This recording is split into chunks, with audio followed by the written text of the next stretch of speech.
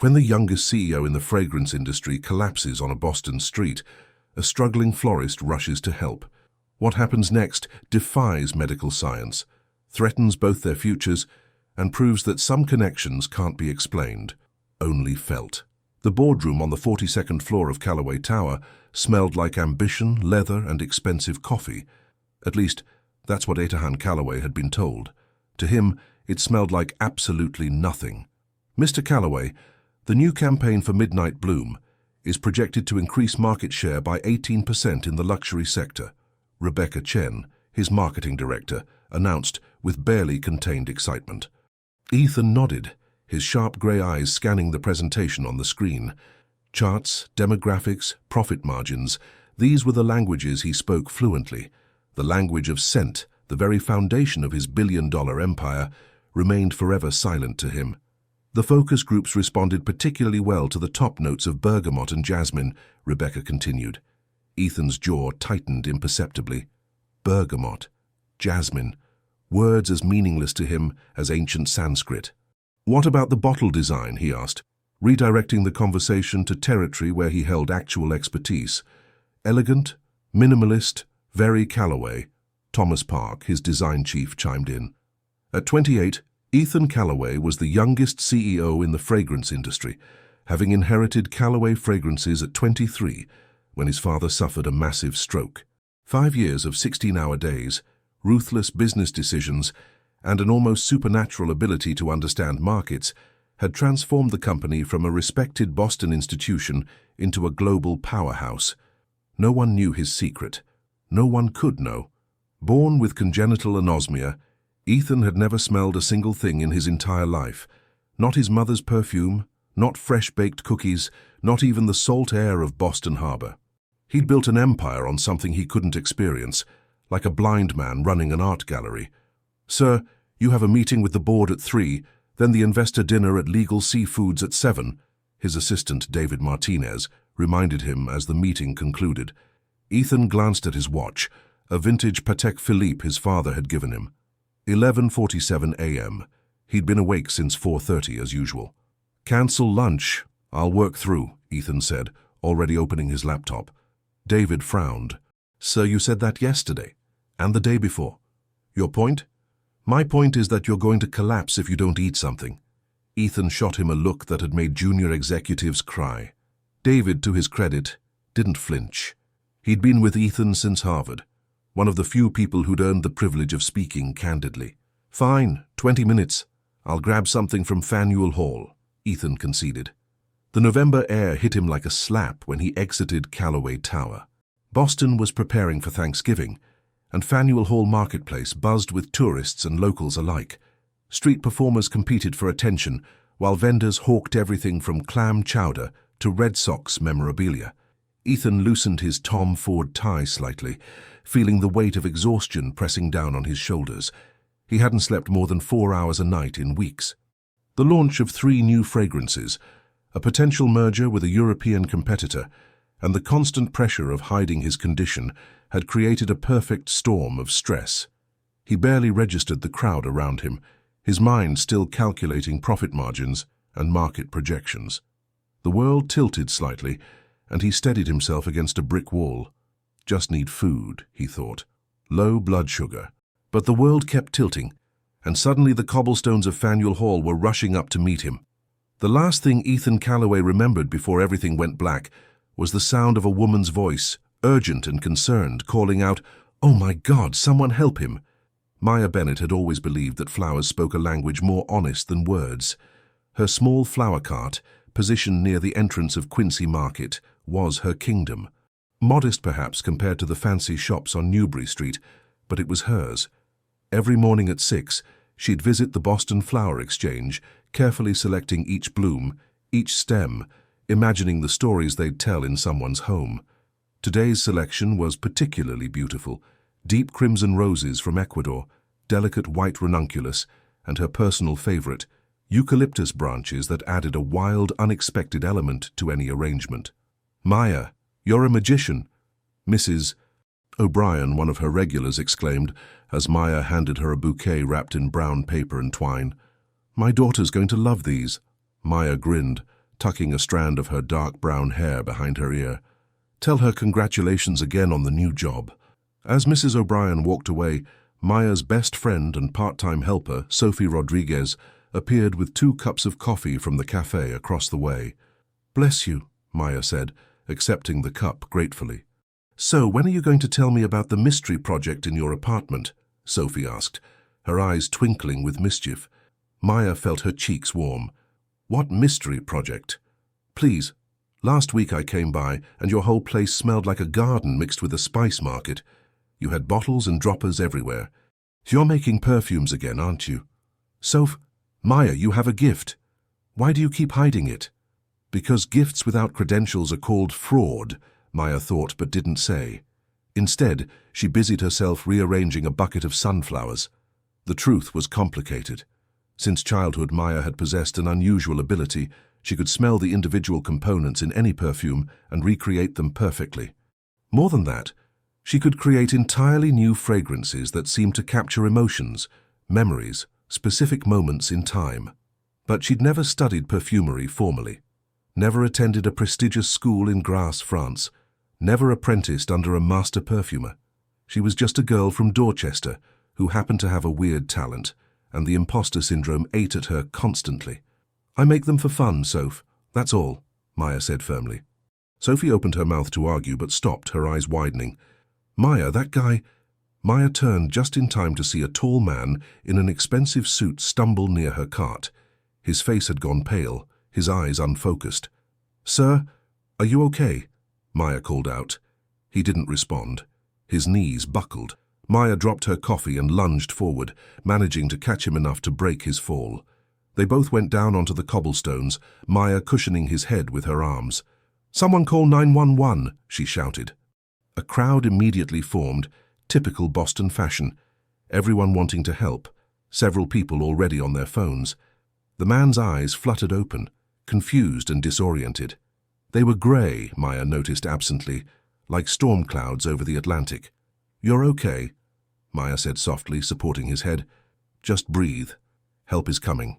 He stared at her with an expression she couldn't quite read. Shock, maybe, or confusion.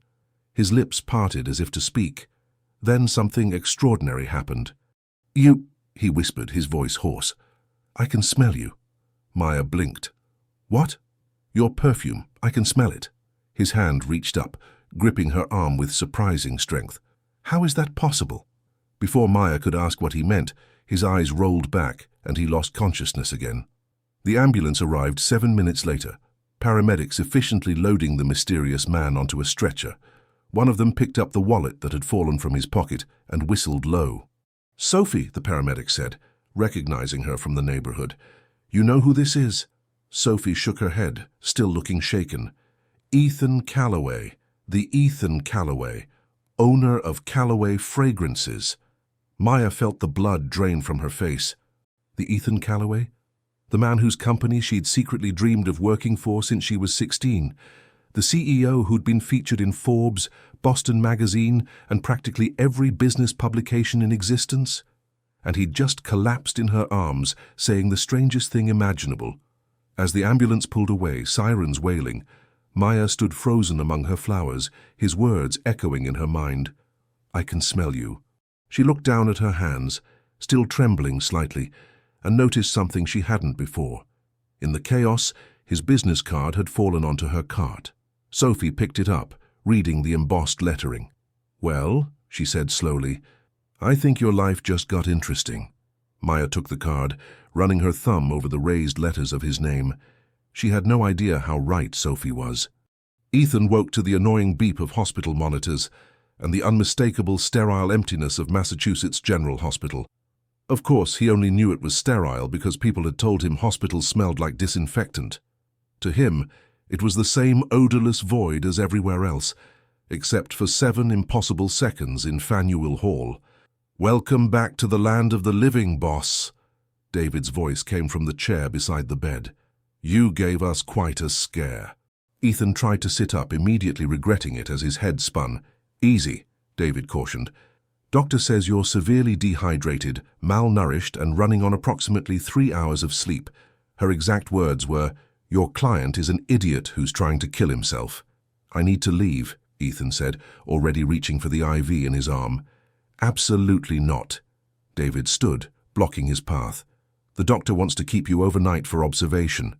David, the woman, the one who caught you when you fell. You kept asking about her in the ambulance. Ethan froze. What did I say? David pulled out his phone, reading from notes. You said, and I quote, "Find the flower girl. I could smell her." David, I could actually smell her. Then you passed out again. He looked up, his expression somewhere between concerned and confused. Want to explain that? Ethan's mind raced. In 28 years, he'd never smelled anything. Not once. Medical professionals had explained it was neurological, permanent, impossible to fix. He'd built his entire life around that immutable fact. Until today. I need to find her, Ethan said quietly. Why?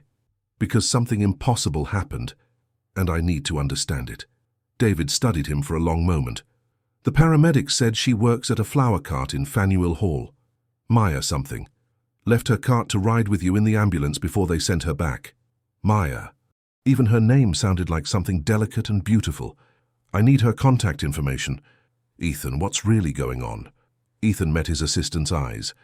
David had been loyal for 6 years, discreet beyond measure. If there was anyone he could trust with this, I've never been able to smell anything in my entire life, Ethan said quietly. It's called congenital anosmia, complete inability to perceive scent. David's eyes widened. But you run a fragrance company. I know. Ethan laughed bitterly. Ironic, isn't it? I've hidden it my whole life, built everything on chemistry reports, focus groups, market research.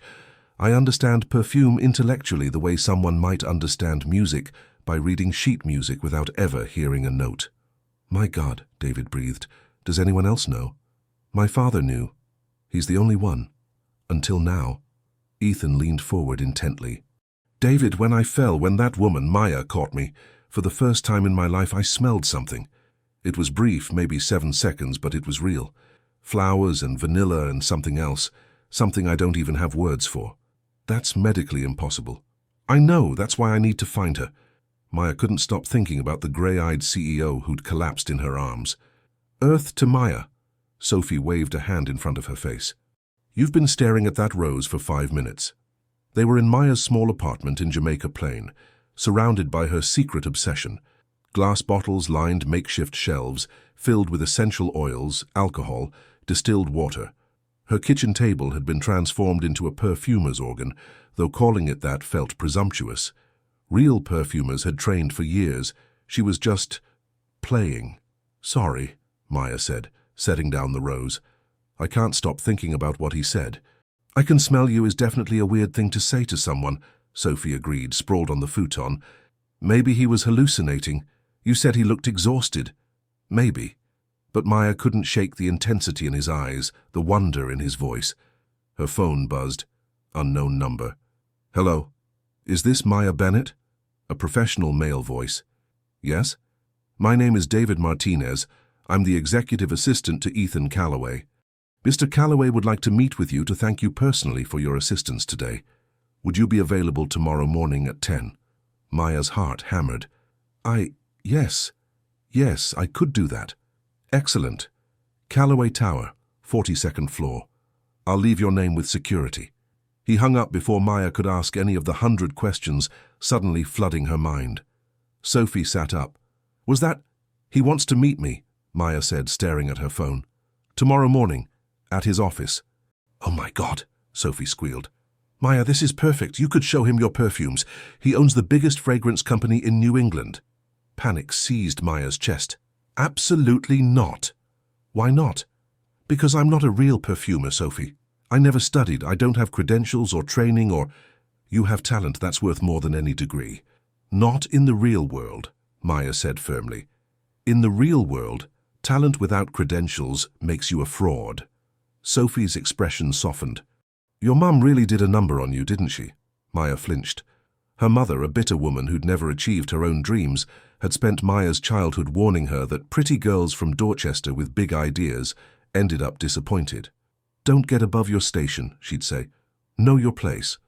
Maya had internalized those words more than she cared to admit. "I'm going to thank him for checking on me. Be polite and leave," Maya said. "That's all." But even as she said it, a traitorous part of her wondered what it might be like to actually work with perfumes professionally, to create something beautiful and have it matter, to be more than just the flower girl. The next morning, Maya stood in front of Callaway Tower in her nicest dress, a navy blue number from Target that Sophie had helped her pick out, feeling completely out of place. The building was all glass and steel, reflecting the grey November sky. Through the windows, she could see impeccably dressed people moving with purpose. Security cleared her quickly, and an elevator whisked her to the 42nd floor so fast her ears popped. The reception area was stunning. Minimalist furniture, abstract art, and, she noticed with professional interest, a stunning arrangement of white orchids and twisted willow branches. "Miss Bennet!" A handsome man in his 30s approached, hand extended. "David Martinez. Thank you for coming." "Of course. How is Mr. Callaway?" "Stubborn and already back at work despite doctor's orders," David said with a slight smile. "Right this way." He led her through an open office space where young professionals worked at standing desks, past a conference room with a view that stretched all the way to Boston Harbor, and finally to a corner office with floor-to-ceiling windows. Ethan Callaway stood with his back to the door, phone pressed to his ear, speaking in rapid French. He'd changed into a fresh suit, charcoal grey, impeccably tailored, and looked nothing like the pale, vulnerable man who'd collapsed yesterday. "Oui, je comprends. Merci, Philippe." He ended the call and turned. Their eyes met, and Maya felt something electric pass between them. "Miss Bennet," he said, his voice careful, controlled. "Thank you for coming, and for yesterday." "I'm glad you're okay," Maya said. "You really scared everyone. Please, sit." He gestured to the chairs facing his desk, but remained standing himself as if too restless to sit. "I wanted to thank you personally, but I also need to ask you something. It's going to sound strange." "Okay," Maya said slowly. "What perfume were you wearing yesterday?" Maya blinked. Of all the questions she'd expected, that wasn't one. I wasn't wearing perfume. I never do. I work with flowers all day, and I don't want to interfere with their scent." Something flickered across his face. Disappointment, maybe, or confusion. "But you smelled like vanilla and flowers. Something else, too. Amber, perhaps." Heat crept up Maya's neck. "That might have been from my apartment. I was experimenting with some oils that morning. Making soap," she added quickly, the lie coming easier than the truth. "Making soap," he repeated, his grey eyes sharp, assessing. "It's just a hobby." He moved closer, and Maya's breath caught. He was tall, at least 6'2", and there was an intensity about him that made the spacious office suddenly feel intimate. "May I ask you something personal, Miss Bennet?" "Maya, and I guess?" "Do you know anything about anosmia?" She searched her memory. "Isn't that the inability to smell?" "Yes." He paused, and she could see him weighing his words carefully. "I have congenital anosmia. I was born without the ability to smell anything at all." Maya's jaw dropped. "But you run a perfume company." "I know, ironic." A ghost of a smile touched his lips. "I've hidden it my entire life. Built the company using chemistry, market research, focus groups. I understand perfume intellectually, but I've never experienced it. Until yesterday." "Yesterday? When you caught me when I was falling, I smelled you. For 7 seconds, maybe less, I actually perceived scent for the first time in my life." He leaned against his desk, his expression vulnerable in a way that made her chest tighten. "Maya, I need to understand why. What is it about you?" Maya's mind reeled. This was impossible, scientifically impossible. But the earnestness in his voice, the hope in his eyes, that was real. "I don't know," she whispered. I'm nobody. I sell flowers." "You're not nobody," Ethan said softly. "You're the only person in the world who can give me something I've never had. I need your help." "My help? How?" "I want to hire you. As a consultant, help me figure out what's happening, why you trigger this response." He named a figure that made Maya's head spin, more than she made in 6 months at her flower cart. "That's insane," she managed. "That's desperation," he corrected. "Will you help me?" Maya looked at him. This powerful, brilliant man who was looking at her like she held the answer to everything. Warning bells rang in her head. This was dangerous. Getting close to him meant he might discover her secret, her talent, her complete lack of credentials. But another part of her, the part that had always dreamed of something more, whispered that this was her chance. "Okay," she heard herself say. "I'll help you." The smile that transformed his face was worth every risk. Maya's first day as a fragrance consultant began with what Ethan called controlled exposure experiments, and what Maya privately called the weirdest job ever. "So let me get this straight," she said, standing in a private lab on the 41st floor of Callaway Tower. "You want me to just stand near you?" "Essentially, yes." Ethan was taking notes on an iPad, looking every bit the scientist despite his $3,000 suit. "We need to establish baseline parameters, distance, duration, environmental factors." David sat in the corner, ostensibly there to take additional notes, but clearly entertained by the whole situation. "This is bizarre," Maya muttered. "Welcome to my life," Ethan replied without looking up. "Let's start at 3 feet. He positioned her exactly 3 feet away. He'd actually measured with a tape measure, which made Maya want to laugh and cry simultaneously, and stood perfectly still, eyes closed, breathing carefully. "Anything?" David asked after 30 seconds. "Nothing." Ethan's jaw clenched in frustration. "Closer. 2 feet." They repeated the process. Still, nothing. 1 foot. Maya stepped closer, now near enough to see the flecks of blue in his grey eyes, to notice he had a tiny scar above his left eyebrow. He was handsome in that austere patrician way. Sharp cheekbones, strong jaw, the kind of face that belonged on magazine covers. Not that she was noticing. "Still nothing," he said, opening his eyes. They were standing so close she had to tilt her head back to maintain eye contact. Maybe it was just a fluke, a hallucination brought on by dehydration. Or, Maya said carefully, "Maybe you need to stop thinking so hard about it." "Excuse me? You're treating this like a business problem, all clinical and controlled. But yesterday, when it happened, you were vulnerable, unguarded." She surprised herself with her boldness. "Maybe that matters." Ethan stared at her for a long moment. "That's actually insightful." "I have my moments," Maya said dryly. "Let's try something," David suggested. "Maya, talk to him. Tell him about something you care about." Ethan, just listen, stop analyzing. Ethan looked skeptical but nodded. Maya took a breath. "Okay. Well, I guess I could tell you about why I love flowers." "Sure. People think flowers are just pretty decorations, but they're not. They're communication. Every bloom has meaning. Red roses for passion, white lilies for peace, yellow carnations for disappointment." She found herself relaxing, the words coming easier. When someone buys flowers, they're really buying a message they can't articulate themselves. And arranging them is like composing a symphony. You need high notes and low notes, textures, colors that complement and contrast. She was gesturing now, animated. There's this moment when you're creating an arrangement and everything just clicks into place. All the elements harmonize, and you know you've captured exactly the right feeling. "It's like finding the perfect scent pyramid," Ethan said softly.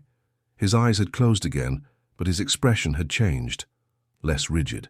Top notes, heart notes, bass notes, all working together to tell a story. "Exactly," Maya said, pleased he understood. "Vanilla," Ethan breathed. His eyes flew open, wide with shock. "I can smell vanilla. And something green, fresh, like cutting grass." "Eucalyptus," Maya said, her heart racing. "I had eucalyptus stems at my cart yesterday." "It's fading already," Ethan said urgently, stepping even closer. "But it was there, I smelled you." They stood frozen, inches apart, the air between them charged with something Maya couldn't name. "Well," David said, breaking the spell, "that was definitely not nothing." Over the next week, they fell into a strange routine. Maya would arrive at Callaway Tower each morning, and they'd spend hours trying to recreate the phenomenon. Sometimes it worked, brief, tantalizing glimpses of scent that left Ethan hungry for more. Sometimes it didn't, leaving him frustrated and withdrawn. Maya learned things about him, that he took his coffee black with exactly 1 sugar cube, that he was fluent in French and Italian, necessary for dealing with European perfume houses, that he had a dry wit that caught her off guard and made her laugh despite herself. "Your flower cart," he said one morning during a break in their experiments. "How did you get into that?" Maya shrugged, uncomfortable. Needed a job, liked flowers. It wasn't exactly a calling, just practical. "I don't believe that." He leaned back in his chair, studying her. "You talk about flowers the way poets write about love. It's more than practical." She felt exposed, seen in a way she wasn't used to. "What about you? Did you always want to run a perfume company?" His expression darkened. "I didn't have a choice. My father built Callaway fragrances from nothing, and when he had his stroke, it fell to me. I was 23, barely out of Harvard, suddenly responsible for 3,000 employees and a legacy I couldn't even experience. That must have been terrifying." "It was, still is sometimes." He met her eyes. "Everyone expects me to be my father, this brilliant perfumer with an infallible nose. If they knew the truth, they'd see how hard you've worked," Maya finished. "How smart you are to build something despite your limitations. Or they'd see me as a fraud." The word hung between them, and Maya felt her stomach drop. Fraud. The exact word that haunted her own dreams. "You're not a fraud," she said firmly. "A fraud doesn't put in the work, doesn't earn their success." "Is that what you tell yourself?" Ethan asked quietly. Maya blinked. "What?" "I've watched you this week, Maya. The way you react when I mention perfume creation. The way you change the subject whenever David asks about your soap making. You're hiding something." Panic fluttered in her chest. "I don't know what you mean." "I think you do." He stood, moving around the desk toward her. "I think you know more about fragrance than you're letting on." "I sell flowers," Maya said, backing toward the door. "That's all." "Maya, I should go. It's late." She practically fled, her heart hammering, knowing she'd revealed too much and somehow not enough. That weekend, unable to shake her conversation with Ethan, Maya did something impulsive. She made him a perfume. She worked through the night in her tiny apartment, blending essential oils with the instinct that had always guided her. She thought about him as she worked, his intensity, his vulnerability, the way his whole face transformed on those rare occasions when he smiled. The result was unlike anything she'd created before. Sharp and sophisticated, with bergamot and black pepper top notes, a heart of leather and tobacco, and a base of cedar and amber. Masculine, but not aggressive. Complex, but not overwhelming. It smelled like Ethan would smell if he stood in his corner office, looking out at Boston Harbor, allowing himself one moment of peace. On Monday morning, her hands shook as she set the small bottle on his desk. "What's this?" Ethan asked, picking it up. "A gift. A thank you for the job." The words came out rushed, nervous. He opened it carefully, and even though he couldn't smell it, he studied the amber liquid with a perfumer's eye. "You made this?" "It's just a hobby," she said quickly. "Like I said, for fun." "Maya," his voice was gentle. "This isn't amateur work.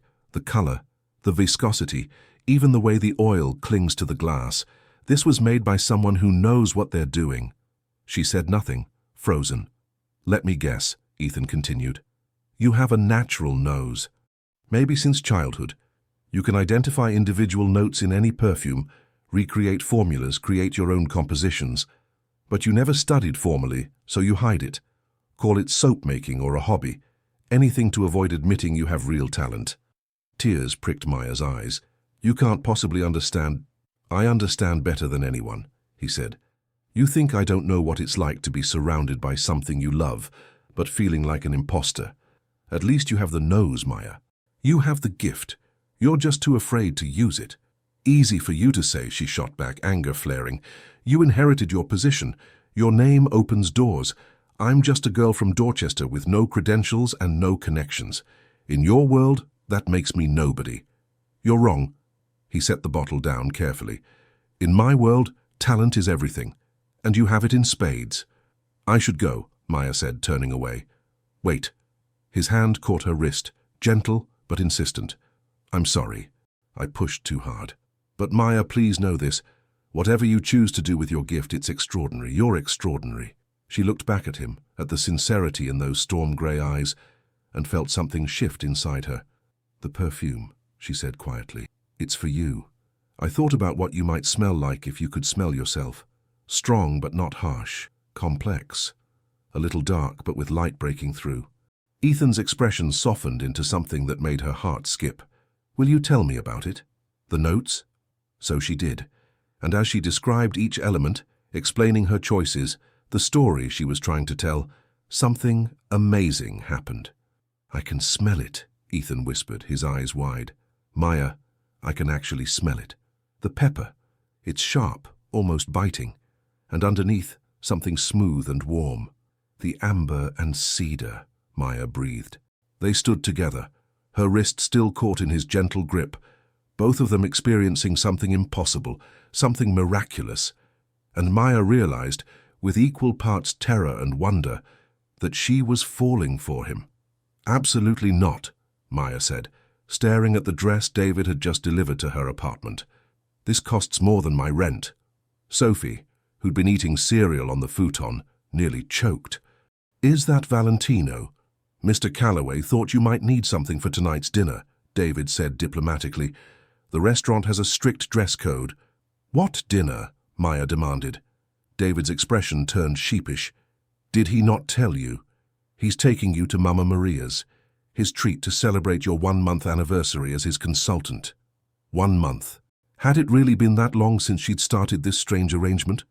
The days had blurred together in a haze of experiments, conversations, and moments that felt increasingly less professional and more something else. He can't just buy me a dress, Maya protested weakly, even as Sophie was already holding it up to her shoulders. Girl, you're wearing this dress, and that's final, Sophie declared. When a billionaire wants to take you to the fanciest Italian restaurant in Boston, you say yes, and you look fabulous doing it. It's not a date, Maya insisted. It's work.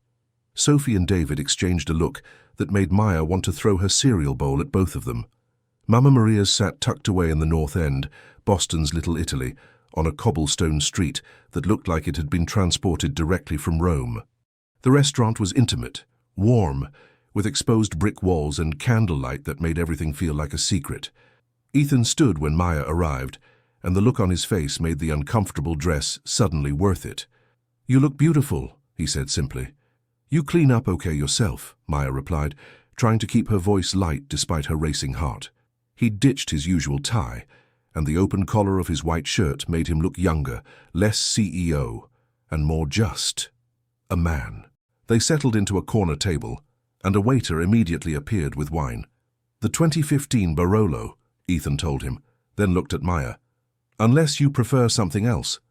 I usually drink beer from a can, so you're the expert here, Maya said, making him laugh. That laugh. She'd learned it was rare, genuine, and completely transformative. So, Ethan said once the wine was poured, 1 month. We should probably discuss your progress report. My progress report? You've successfully triggered my olfactory response 47 times. We've established that it works best when you're relaxed, authentic, and talking about things you're passionate about. We've also discovered I can smell the perfumes you create. He paused. Though you still insist on calling them experiments. Maya felt her cheeks warm. Over the past month, she'd made 3 more perfumes, each one better than the last. Ethan couldn't smell them directly, only when she was present, but he'd had his lab analyze them.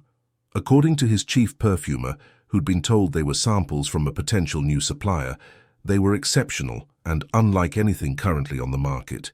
They're not ready for the real world, Maya said. Why not? Because I'm not ready for the real world. Their food arrived, homemade pasta that smelled heavenly, and they fell into easier conversation.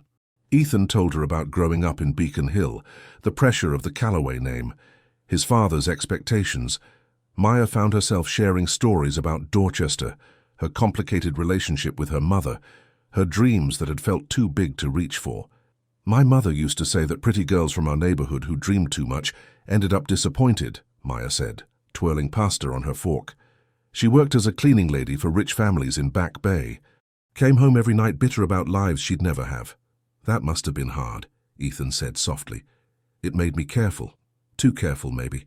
I learned to keep my head down, not want too much. She met his eyes. And then you came along and made me question all of that. Good, Ethan said. You should question it. Your mother was wrong, Maya. You're not going to end up disappointed. You're going to end up extraordinary. The intensity in his voice, the certainty, made her breath catch. Ethan, I need to tell you something, he said, setting down his wine glass. The board has been pressuring me to bring in a new creative director, someone with a proven track record in fragrance creation. They think the company needs fresh vision. Maya's stomach sank. So you'll be hiring someone. I want it to be you. She stared at him. What? You're the most talented perfumer I've ever encountered, and I've worked with dozens. Your compositions are innovative, emotionally resonant, technically perfect. You're exactly what Callaway Fragrances needs. Ethan, I don't have any credentials, any formal training. I don't care about credentials. I care about talent. He leaned forward. We can create a cover story. Say you studied privately in France, worked under an exclusive perfumer who valued privacy. No one will question it if I vouch for you. You want me to lie? Maya's voice came out sharper than intended. I want you to have the opportunity you deserve, Ethan countered. Maya, you've been hiding your gift your entire life. Don't you think it's time to use it? And what happens when someone discovers the truth? That I'm just a girl who sells flowers, playing dress-up in a world I don't belong in. You do belong. No, I don't. Maya stood abruptly, drawing glances from nearby tables. You don't understand, Ethan. You were born into this world. Your last name opens every door, but me? One wrong move, one person digging into my past, and I'm exposed as a fraud. You're not a fraud, Ethan said firmly, standing as well. A fraud doesn't have your talent, your work ethic, your integrity. You barely know me. I know enough. He moved around the table toward her. I know you're brilliant and scared and so damn talented it keeps me awake at night.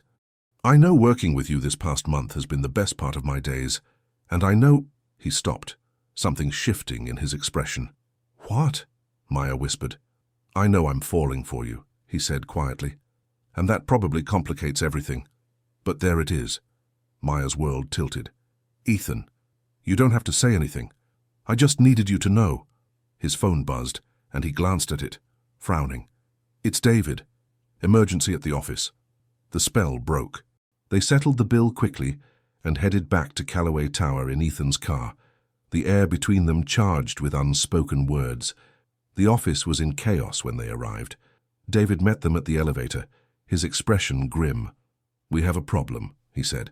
Victoria Chen from Chen Fragrances just announced a hostile takeover bid. Ethan went pale. Victoria? My father's protégé?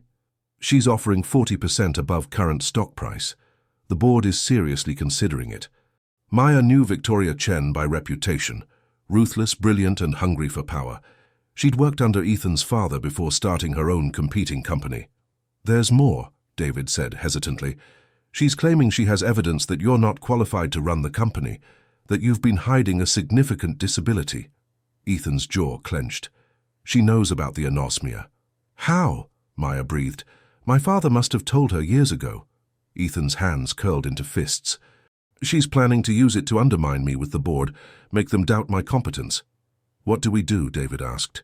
Ethan was quiet for a long moment, his mind clearly racing. Then his eyes found Maya's. We fight back, he said, and I think I know how. You want me to do what? Maya stared at Ethan like he'd lost his mind. They were in his office at 2 a.m, empty coffee cups littering his desk. David had gone home an hour ago, but Ethan and Maya had stayed, strategizing. I want you to be the face of our new fragrance line, Ethan repeated patiently.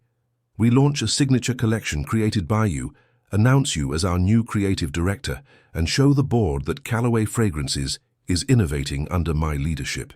That's your plan to stop a hostile takeover. Hire the girl with 0 credentials. Hire the girl with extraordinary talent, he corrected. Maya, Victoria is counting on the board seeing me as weak, compromised by my condition. But if I bring in fresh talent, launch a successful line, prove the company is thriving, she loses her ammunition. Maya paced to the window, looking out at the Boston skyline. The Prudential Tower glowed in the distance. Somewhere out there was her tiny apartment, her flower cart, her safe small life. What if I fail? She asked quietly. What if the perfumes flop? Or someone discovers I never studied in France or Grasse or wherever we claim. I won't just ruin my own life, Ethan. I'll destroy yours too. You won't fail. You don't know that. I do. He came to stand beside her at the window. These past weeks, working with you, have taught me something.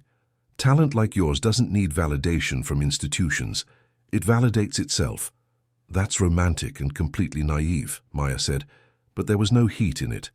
Maybe. He smiled slightly. But I'm betting my company on it. So the question is, are you brave enough to bet on yourself? Maya closed her eyes. Her mother's voice echoed in her head. Don't get above your station. Know your place. But then she thought about the perfumes she'd created, the way Ethan's face lit up when he could smell them, the feeling of creating something beautiful, from nothing but instinct and passion. If I do this, she said slowly, we do it right. No lies about studying in France. I'm not going to build a career on falsehoods. Ethan frowned. Then what do we tell people? The truth. That I'm self-taught. That I learned by instinct and experimentation. Some people won't respect it, but at least I'll be able to sleep at night. Maya, that's risky. It's my risk to take. She turned to face him. Those are my terms. Take them or leave them. A slow smile spread across Ethan's face. You're tougher than you think you are. I'm learning from a good teacher. The air between them shifted, became charged. They were standing close enough that Maya could see the exhaustion around his eyes, the stubble darkening his jaw. Without thinking, she reached up and touched his face. You look tired, she said softly. I am tired. His hand came up to cover hers, pressing it against his cheek. Tired of fighting alone. Tired of pretending everything's fine when it's not. Tired of wanting something I'm not sure I should have. What do you want? Maya whispered. Instead of answering, he closed the distance between them and kissed her. It was soft at first, tentative, asking permission.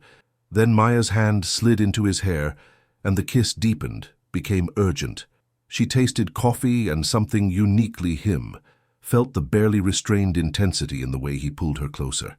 When they finally broke apart, both breathing hard, Ethan rested his forehead against hers. That, he said, I want that. I want you. But Maya, if we do this, if we're together and you work for me, it complicates everything. I know. People will say you only got the position because we're involved. They'll question your credentials even more. I know, Maya repeated. But Ethan, I'm already in this. I've been falling for you since the day you told me I was extraordinary. So maybe we're just making things complicated together. He laughed, the sound low and warm. When did you get so wise?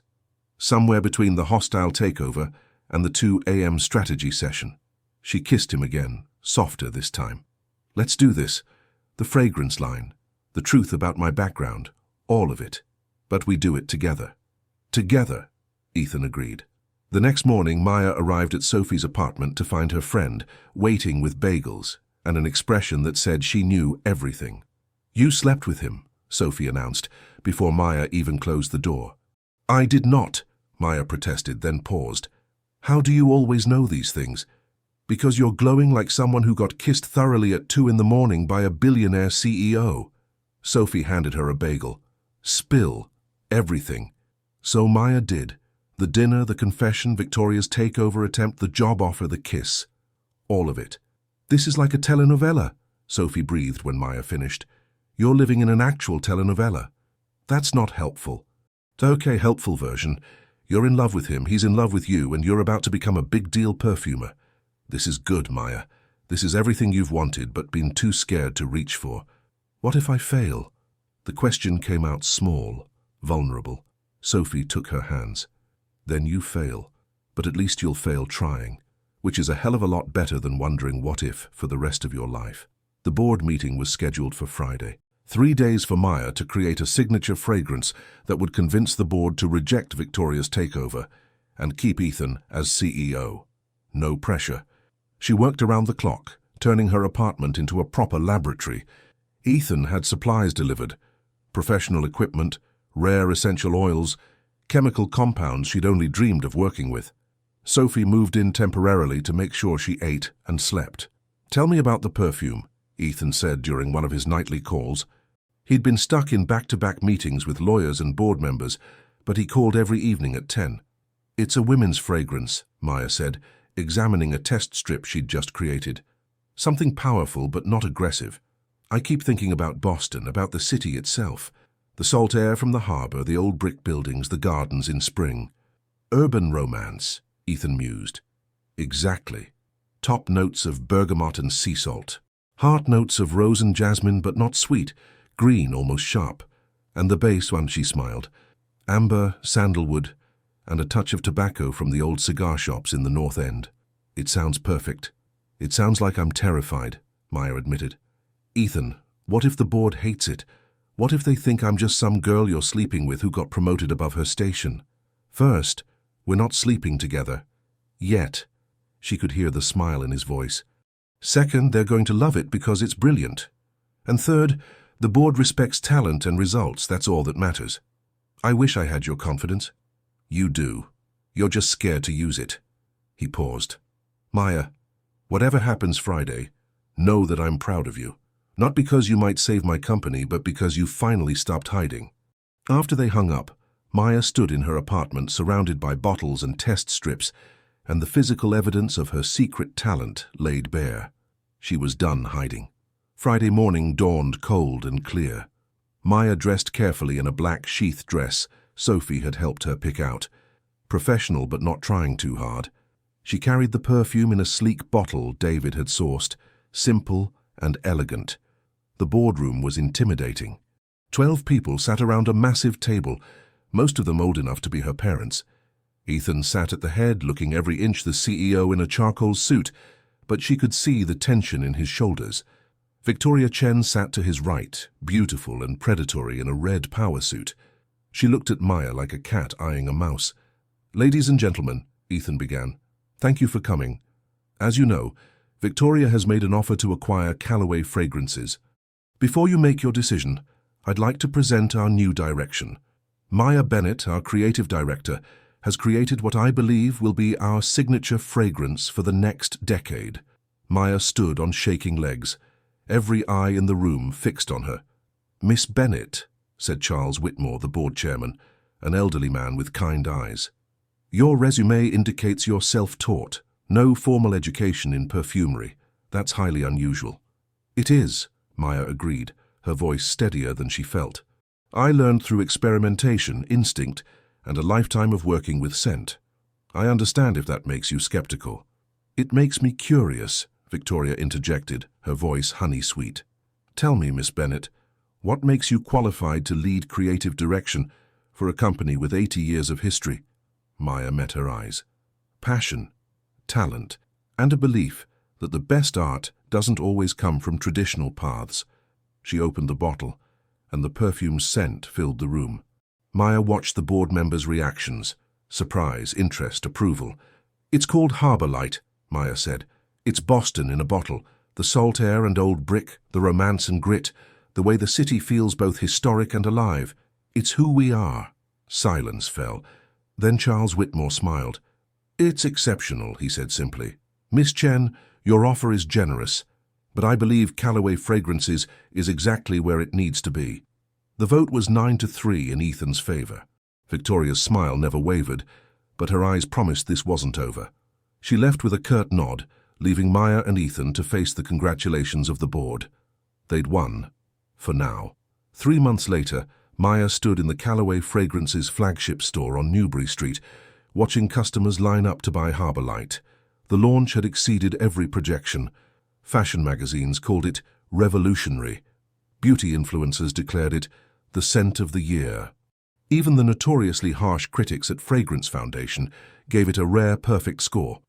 Maya Bennett, the self-taught perfumer from Dorchester, was a success. So why did she feel like she was waiting for the other shoe to drop? You're doing it again, Ethan said, appearing beside her with 2 cups of coffee from Thinking Cup. That thing where you look worried despite having everything you wanted. I'm not worried, Maya lied, accepting the coffee. Just processing. They'd been together officially for 2 months now, though they kept it quiet at the office. Maya had her own apartment still, a much nicer one in the South End, courtesy of her new salary, but she spent most nights at Ethan's brownstone in Beacon Hill. Liar, Ethan said fondly. Talk to me. Maya sighed. I keep waiting for someone to expose me, to dig into my past and find out I'm just a flower girl who got lucky. You're not lucky. You're talented. He'd said it 1,000 times, but she still struggled to believe it. Miss Bennet? A young woman approached nervously. I'm sorry to bother you, but I just wanted to say Harbour Light is incredible. It makes me feel powerful and beautiful at the same time. Maya felt her chest warm. Thank you, that means everything. After the woman left, Ethan raised an eyebrow. See? Not a fraud. A perfumer whose work makes people feel powerful and beautiful. Okay, Maya laughed. Maybe I'm being paranoid. Her phone buzzed. Sophie's name flashed on the screen with a 911 emoji. I need to take this, Maya said, stepping outside onto Newbury Street. Soph? What's wrong? Maya. Sophie's voice was shaky. Someone came to the flower cart today. A reporter from Boston Business Journal. She was asking questions about you, your background, your education, how you got the job at Callaway. Ice flooded Maya's veins. What did you tell her? Nothing. I said I didn't know anything about your work life, but Maya, she seemed to know things. She mentioned your mom, asked if you'd really studied in France. Sophie paused. This felt coordinated, like someone fed her information. Victoria, it had to be Victoria. Okay, thanks for the warning, I'll handle it. But when she returned inside, Ethan was on his phone, his expression grim. He ended the call when he saw her face. What happened? They asked simultaneously. You first, Ethan said. Maya told him about the reporter. His jaw tightened with each word. Victoria, he said flatly. She's been quiet for 3 months. I should have known she was planning something. What was your call about? The same reporter contacted our PR department. She's writing a piece about you, about how you have no verifiable credentials, no record of studying anywhere, and how convenient it is that you're dating the CEO. Maya felt sick. So she's going to call me a fraud and imply I slept my way into the job. She's going to try. Ethan's voice was hard. But we're not going to let her. Ethan, maybe she's right. Maybe I don't belong. Stop. He took her shoulders gently but firmly. You've earned everything you have. Your talent earned it. Your work earned it. Yes, we're together. But that doesn't diminish what you've accomplished. The public won't see it that way. Then we change the narrative. He was already texting someone. I'm calling an emergency meeting with PR. We get ahead of this story, control the message. But Maya barely heard him. She was thinking about her mother, about a lifetime of being told she wasn't good enough, didn't belong. Maybe her mother had been right all along. The emergency PR meeting lasted 4 hours. The strategy was simple. Complete transparency. They'd give an exclusive interview to Boston Magazine, tell Maya's story themselves before the Business Journal could spin it. We emphasize the American dream angle, said Jennifer Park, their PR director. Self-made woman, natural talent, broke barriers. People love an underdog story. What about the relationship? Maya asked quietly. We're honest about that too, Ethan said. We disclose the timeline, make it clear you earned your position before we got involved. Even though we both know I got the position because you were desperate to save your company from Victoria, Maya said. You got the position because you're brilliant, Ethan corrected. Saving the company was a happy side effect. The interview was scheduled for the following week. In the meantime, Maya threw herself into work, creating 2 new fragrances for their spring line. Work was safe. Work didn't require her to examine her feelings or confront her fears. But Ethan noticed. He always noticed. You're shutting down, he said one evening in his home office. Maya had been working on formulas for hours, barely speaking. I'm focusing. You're hiding. He closed her laptop gently. Maya, talk to me. What do you want me to say? The words burst out sharp with frustration. That I'm terrified? That every day I wait for someone to prove I don't belong? That maybe Victoria's right and I'm just a girl who got lucky because you needed something only I could give you? Is that what you really think? Ethan's voice was quiet, dangerous. That the only reason I'm with you is because of some medical anomaly? I don't know what to think anymore. Then let me make it clear. He stood, moving around the desk. Yes, you triggered something impossible in me. Yes, that's how we met. But Maya, I fell in love with you because you're funny and fierce and so talented, it takes my breath away. Because you challenge me, and see through my bullshit and make me want to be better. Maya felt tears prick her eyes.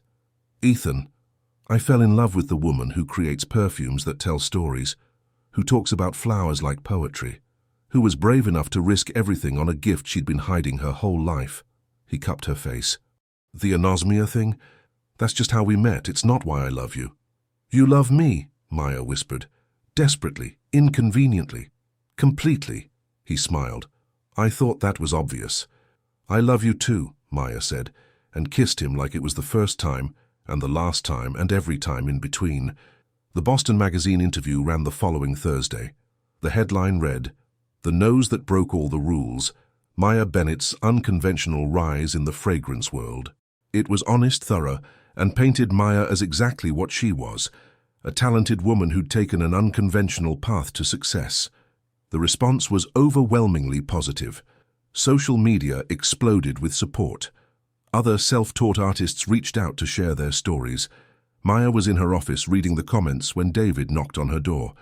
"You have a visitor," he said carefully. "Victoria Chen." Maya's blood ran cold. "What does she want?" "To talk. Alone." Every instinct screamed at Maya to refuse, but she was done running from things that scared her. "Send her in." Victoria entered like she owned the place, elegant in Chanel, her smile sharp as glass. "Congratulations on the article," Victoria said, settling into a chair uninvited. "Quite the puff piece. Jennifer Park does excellent work." "What do you want, Victoria?" "To offer you a deal." Victoria crossed her legs. "Come work for Chen Fragrances.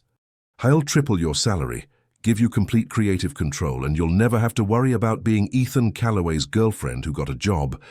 "I'm not interested." "Of course you are. You're smart enough to know this won't last." Victoria's voice turned cold. "Ethan needs you for one thing, to trigger his olfactory response. The moment that stops working, or the moment he finds someone else who can do it, you're disposable." "You're wrong about him." "Am I? Let me tell you about Ethan's father, Richard. Brilliant man, ruthless businessman. He used people's talents until they had nothing left to give, then discarded them." Victoria's smile turned bitter. "I should know. I gave him 10 years of my life, created a dozen best-selling fragrances, and when I asked for partnership, he offered me a pay raise and a pat on the head." Maya felt a flicker of sympathy despite herself. "I'm sorry that happened to you. Save your pity. I built my own empire after he threw me away, and I'm offering you a chance to avoid the same fate." Victoria stood. "Think about it, Maya. Because mark my words, Ethan Calloway is his father's son, and when he's done with you, I'll be here." After Victoria left, Maya sat in silence, her mind churning. She knew Ethan wasn't his father. She knew he loved her. But a small, poisonous voice whispered, "What if Victoria's right?" Maya didn't tell Ethan about Victoria's visit. She told herself it was because she didn't want to worry him. But the truth was more complicated. Victoria's words had burrowed under her skin like splinters, painful and impossible to ignore. What if she was right?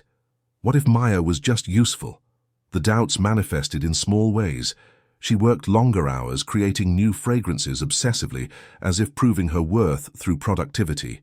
She pulled away when Ethan reached for her, claiming exhaustion.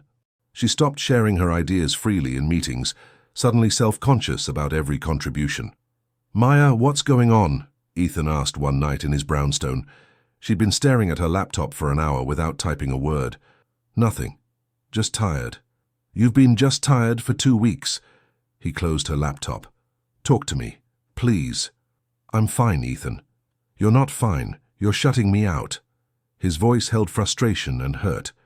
"Is it the article, the pressure? Are you having second thoughts about us?" "No, Maya stood, needing space. "I just need some air." She grabbed her coat and fled to Boston Common, needing the cold November night to clear her head. She ended up on a bench near the frog pond, watching late-night joggers and trying to untangle the mess in her mind. Her phone buzzed. "Sophie." "Hey," Maya answered. "Where are you?" "Ethan just called me freaking out." "Boston Common." "I needed space." "From what?" "From everything. From him. From the constant feeling that I'm going to wake up and this will all disappear." Sophie sighed. "Maya, sweetie, what happened? 2 weeks ago you were happy. Now you sound like you're planning an escape route." So Maya told her. About Victoria's visit, the offer, the story about Ethan's father. And you believe her? Sophie's voice was sharp. Victoria Chen, who tried to steal his company, who's been gunning for him for months. I don't know what I believe anymore, Maya said miserably. What if I'm just convenient? What if the only reason I'm here is because I can trigger his sense of smell?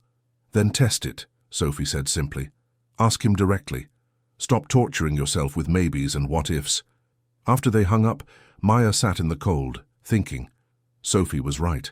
She couldn't keep running from her fears. She had to face them. She returned to the brownstone to find Ethan pacing the living room, phone in hand, looking more worried than she'd ever seen him. I'm sorry, Maya said from the doorway. I shouldn't have run. Maya, he crossed to her in 3 strides, pulling her into his arms. God, you scared me. I don't know what I thought. She let herself be held for a moment, breathing in his cologne, the one she'd made for him, the one he wore every day. Then she pulled back. I need to ask you something, and I need you to be completely honest. Wariness crept into his expression. Okay. Victoria came to see me 2 weeks ago. She offered me a job and told me about your father, how he used her talents and then discarded her. Maya forced herself to meet his eyes. Is that true? Ethan's face went still. Yes. My father could be ruthless. He hurt a lot of people, including Victoria. And am I... Her voice broke slightly. Am I here because I'm talented, or because I'm useful, because I can give you something no one else can? Maya, how can you ask me that? Because I need to know. The words burst out raw and desperate. I need to know if I'm your creative director or your medical solution, if you love me or if you love what I can do for you. Ethan looked like she'd slapped him. You think I'm using you? I think I need to hear the truth. He turned away, running a hand through his hair. When he spoke, his voice was tight with controlled emotion. When you first walked into my life, yes, you were a mystery I needed to solve, a phenomenon I didn't understand. And yes, the fact that you could trigger my olfactory response was important. Maya's heart sank. But, Ethan continued, turning back to face her, somewhere between that first meeting and now, you became everything. Not because of what you could give me, but because of who you are. Your talent, your humor, your strength, the way you see beauty in everything. His voice softened. Maya, I would love you even if I could never smell you again, even if I went back to living in that silent, odorless world, because you're the only person who's ever seen all of me, the disability, the fear, the pressure, and loved me anyway. Tears streamed down Maya's face. I'm sorry. I'm so sorry. Victoria got in my head and I let her. Victoria told you what you were already afraid to believe, Ethan said gently, that you're not good enough, that you don't deserve this. Maya, when are you going to see yourself the way I see you? I'm trying, she whispered. He pulled her close again, and this time she didn't pull away. I know, but you have to trust me. Trust us. Trust that what we have is real, not some transaction or convenience. I do trust you, Maya said against his chest. I'm just scared. So am I, every day. He kissed the top of her head. But I'd rather be scared with you than safe without you. They stood like that for a long time, holding each other in the quiet brownstone while Boston hummed outside. The next morning, Maya arrived at the office determined to put Victoria's poison behind her. She was heading to her office when she heard raised voices from the conference room. Ethan's voice, angry, and a woman's, but not Victoria's. Maya opened the door to find Ethan facing an elegant older woman in her 60s, impeccably dressed, with the same grey eyes as Ethan, his mother. You must be Maya, the woman said, her tone glacial. I'm Patricia Calloway. Mother, this is not the time, Ethan started. It's exactly the time. Patricia turned to Maya, her expression disdainful. I've heard about you, Miss Bennett, the self-taught perfumer who's enchanted my son. Patricia, Ethan's voice held a warning. Let me be clear, Patricia continued. My husband built this company through decades of expertise and connections. The Calloway name means something in this industry, and I won't stand by and watch my son throw away that legacy for some girl from Dorchester with delusions of grandeur. Maya felt like she'd been punched. Excuse me? You heard me. You may have fooled Ethan with your little parlor trick, but I see through you. You're using his disability to manipulate him, to gain access to wealth and status you could never achieve on your own. That's enough. Ethan slammed his hand on the table. Mother, you need to leave. Now. I'm trying to save you from making a mistake. The only mistake I made was not standing up to you and Father years ago. Ethan's voice was cold, controlled. You want to talk about the Calloway legacy.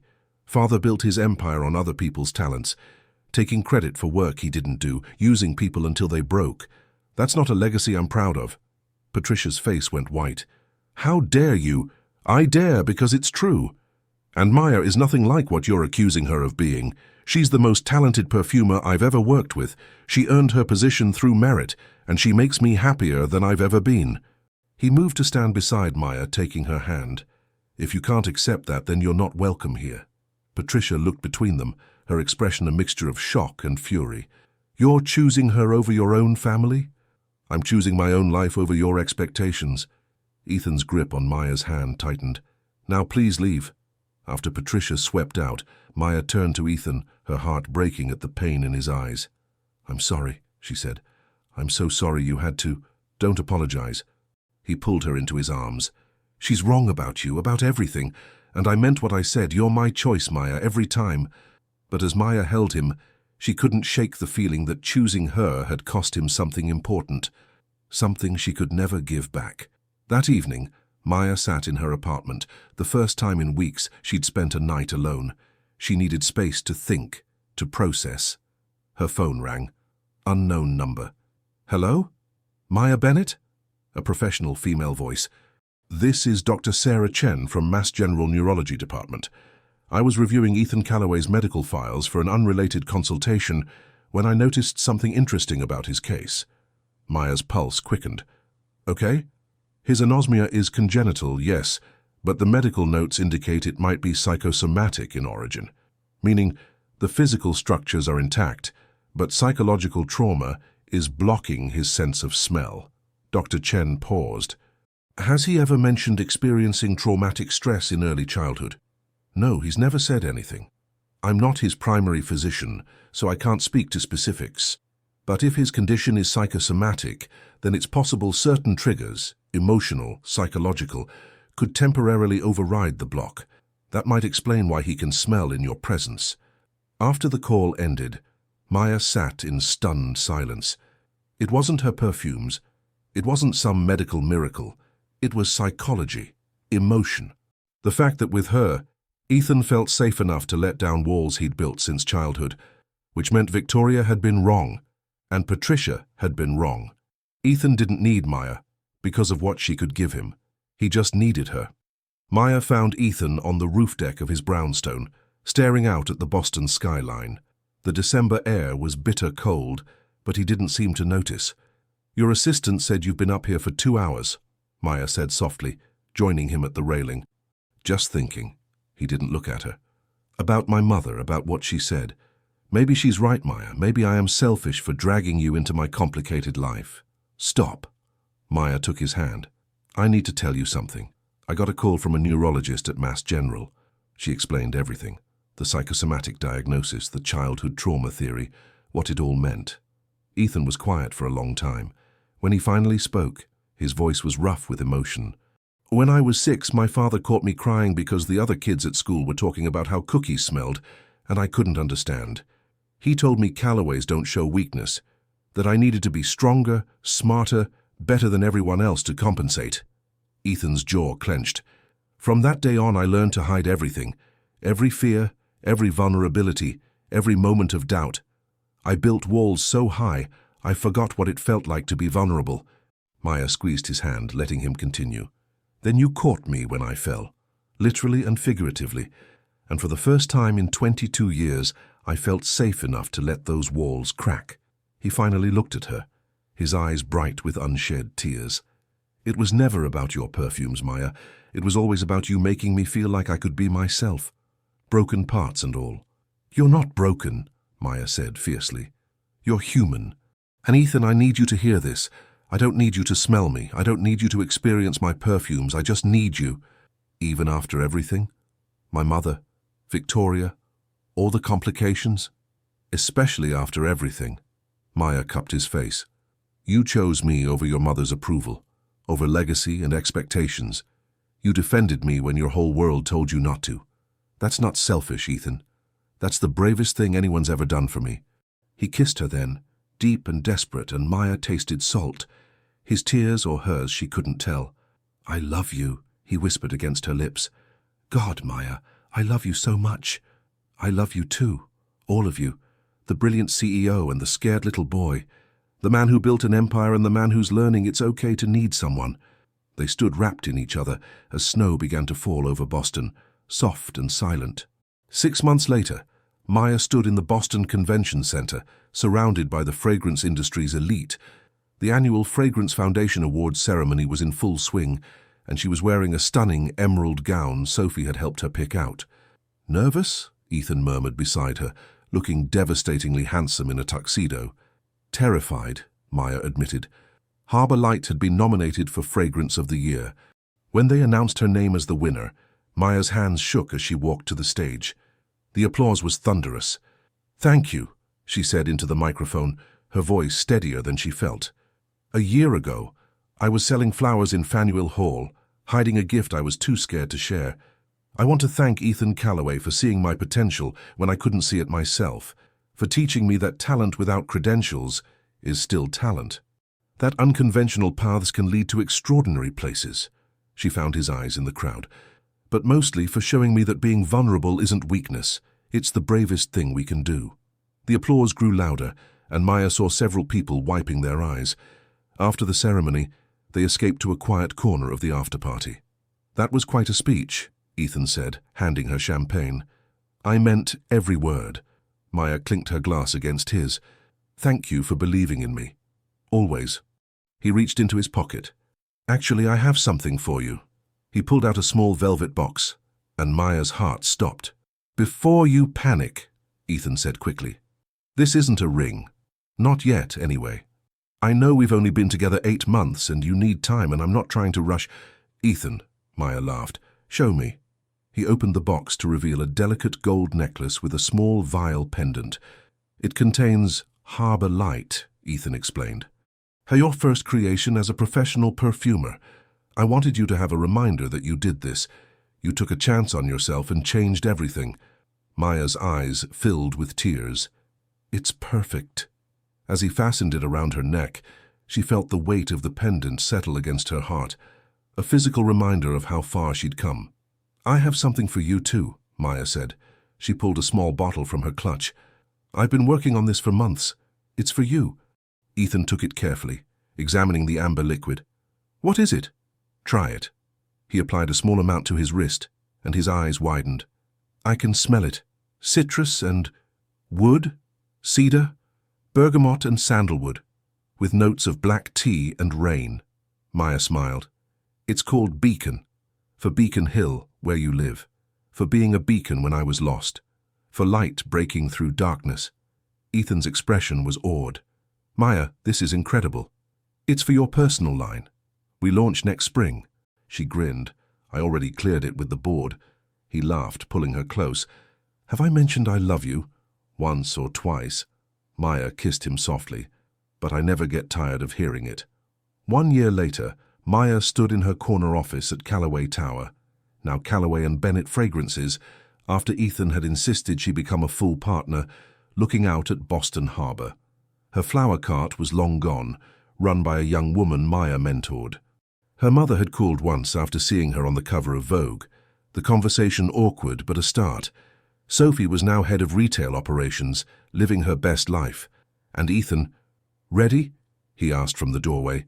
Maya turned to see him in jeans and a sweater. They were taking the weekend off, something they'd gotten better at. Where are we going again? It's a surprise. His eyes twinkled. But you might want to bring a coat, and maybe pack a bag. 3 hours later, they arrived at a beautiful inn in the Berkshires, surrounded by fall foliage and mountain air. Ethan, this is gorgeous, Maya breathed. Wait until you see inside. The inn had been transformed into a private perfume workshop, complete with every piece of equipment a perfumer could dream of.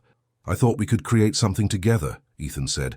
No pressure, no deadlines, no board meetings, just us, playing with scent. Maya felt tears prick her eyes. "You're perfect, you know that?" "I'm really not." He pulled her close. "But I'm perfect for you. And that's all that matters." They spent the weekend creating, laughing, making love, and simply being together. On Sunday morning, Maya woke to find Ethan watching her with an expression that made her heart skip. "What?" she asked sleepily. "Marry me." Maya sat up, suddenly wide awake. "What?" Ethan pulled out a ring, vintage, beautiful, with a square-cut diamond that caught the morning light. "I know this is probably not the romantic proposal you dreamed of. I don't have a speech prepared, and I'm still in my pajamas, but Maya, I can't wait anymore. I want to spend every morning waking up next to you. I want to build a life and a company and a family with you. I want everything." "Yes," Maya said, laughing and crying at once. "Yes, yes, 1,000 times yes." He slid the ring onto her finger, and it fit perfectly. "How long have you been planning this?" Maya asked. "Since the night you made me beacon. Maybe before that." Ethan kissed her softly. "You changed my life, Maya Bennett. You taught me how to be vulnerable, how to trust, how to see myself as something more than my limitations. You gave me back my sense of smell, yes, but more importantly, you gave me back my sense of self." "You did the same for me," Maya whispered. "You saw me when I was invisible. You believed in me when I didn't believe in myself. You taught me that I'm enough exactly as I am." They held each other as sunlight streamed through the windows, the scent of pine and autumn air mixing with the perfumes they'd created the night before. And for the first time in both their lives, they felt completely, perfectly whole. The end. 2 years later, Maya stood in the nursery of their Beacon Hill brownstone, holding their 3-month-old daughter, Lily. "Someone wants her daddy," Maya said as Ethan entered, freshly showered after his morning run. He took Lily carefully, his whole face softening. "Hello, beautiful girl." Maya watched them together, her heart full. Ethan buried his face in Lily's wispy dark hair, breathing deeply. "Can you smell her?" Maya asked. "Baby shampoo and something sweet, something uniquely her." He looked up, his eyes bright. "I can smell her, Maya. My daughter. I can actually smell my daughter." Maya felt tears slide down her cheeks. The psychosomatic barrier had continued to break down over time. Ethan could now smell most things, not with the sensitivity of a trained perfumer, but enough to experience the world in a way he never had before. But the strongest scents, the ones that hit him most powerfully, were always connected to love, to Maya, to their daughter, to home. "I was thinking," Ethan said, swaying gently with Lily, "we should create a fragrance inspired by her. Something fresh and innocent and full of possibility. New beginnings," Maya suggested, "for our spring collection." "Perfect." He kissed Lily's forehead, then reached out to pull Maya close with his free arm. "Everything is perfect." And standing there in the early morning light, surrounded by the family they'd built and the life they'd created, Maya had to agree. She'd spent so long believing she wasn't enough, that she didn't belong in Ethan's world. But she'd been wrong. She belonged exactly where she was, in his arms, in their home, in the company they'd built together. Not because she was useful or convenient or could trigger some medical miracle, but because she was loved, and because she'd finally learned to love herself. The scent of flowers and vanilla still lingered around her, just as it had that day in Faneuil Hall when everything changed. But now it was mixed with other scents. Ethan's cologne, baby powder, fresh coffee brewing downstairs, the perfumes they created together. It was the scent of home, of family, of a life built on trust, vulnerability, and love. It was the scent of everything she'd ever wanted and never dared to dream she could have. It was, quite simply, perfect.